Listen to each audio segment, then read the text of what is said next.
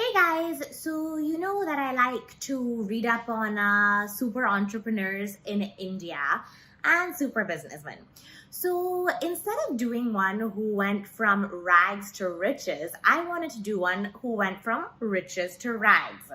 Now, of course, that is indicative by my little sad man over here that I've decided to use for all sad things now. Before I get into the video is about Rana Kapoor and Yes Bank and really understanding what happened because I believe that people know, oh yeah, this happened, but what really happened, what was his personal greed, what happened, many people don't know. So that's what I'll be explaining to you in this video. And before I start the video, I would love if you hit on that subscribe button, on that like button, and that little notification button, tap them gently. Now, Rana Kapoor was born in New Delhi. He got his bachelor's in New Delhi. Then he went to the US to study. He got his MBA from Rutgers in the US, which is a good school. In about 1980, he got his first job in Bank of America, I think as like a trainee. He was there for about 16 years. Very amazing business acumen he had. He ended up being the director of the whole wholesale department, many things. After those 16 years, he went to Grindley's and worked there for about 2 years and in a very high position as well. And it's there that his friendship developed with Ashok Kapoor. Now, Ashok Kapoor was his brother-in-law. His friendship developed and they said that that's how he got married to Bindu Kapoor, which is, I believe, Ashok Kapoor's wife's sister. Now, funny thing, I have met Bindu Kapoor. I was in Delhi myself and we had a flight to catch back, and I hate shopping. I'm not a shopper. So everybody in my family was looking around the airport and shopping.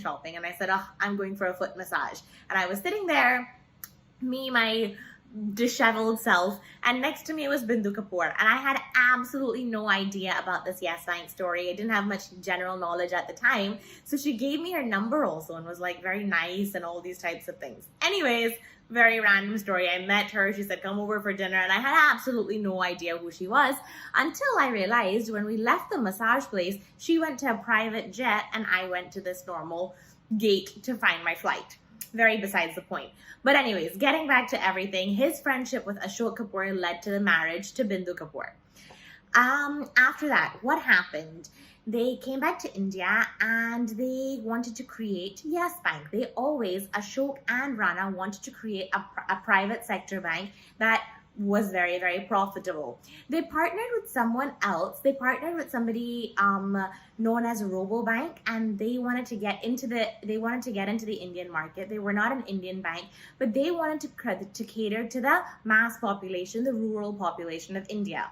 Well, they did this partnership, but eventually it didn't work out because they had very different visions. They sold their shares in that company and they created Yes Bank, Ashok Kapoor and Rana Kapoor. Now, Ashok Kapoor died in the 26/11 attack, and that is where Rana Kapoor got all of the way to rule the company and rule the bank in his own hands. When he did this, the first thing that he did that was super incorrect was that he took away all the powers from his sister-in-law and Ashok Kapoor's daughter and didn't want them on the board of directors anymore. He took away basically everything from them. They went to court, they fought, they got a seat on the board of directors again. However, let's talk less about his family and crazy and more about his leadership. What was amazing about Rana Kapoor was that he was able to sanction loans that no other banks could sanction, and he was able to recover the money that he had given out in loans. For example, he is probably the only person or the only bank that has actually recovered money from Vijay Mallya. That's pretty amazing. So he decided to take the strength that he had and go crazy with it, which is where this whole scam happened. He sanctioned loans that were not sanctionable, that were super horrible, very below grade B type loans. He would sanction them in the assumption that he had this business acumen to recover the money. So he gave loans to Jet Airways, all of these things that were definitely going under, just assuming that he would get money.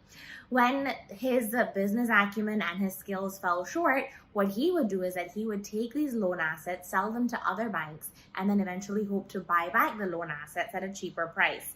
Anyways, this all came toppling down at one point. At the end of Yes Bank, I believe that they had 30,000 crores of loans sanctioned, and 20,000 crores of these loans were in NPAs. Imagine the types of loans that they have sanctioned and could not recover. It was absolutely crazy. It was then when he was forced out as the CEO, it was then realized that he only sanctioned these loans because his family received about 4,000 crores in kickbacks, $3 billion in like just money to sanction these types of loans. Really, personal greed resulted in the end of him. Whereas if he did use his skill, he could have sanctioned loans that were high risk and get the money back from whoever he had sanctioned the loans to. But he definitely took his personal greed and went crazy with him. So from riches to rags, he ended up in Taloja jail. I'm not sure what's happening with him right now, but this is the real reason of Yes Bank's fall.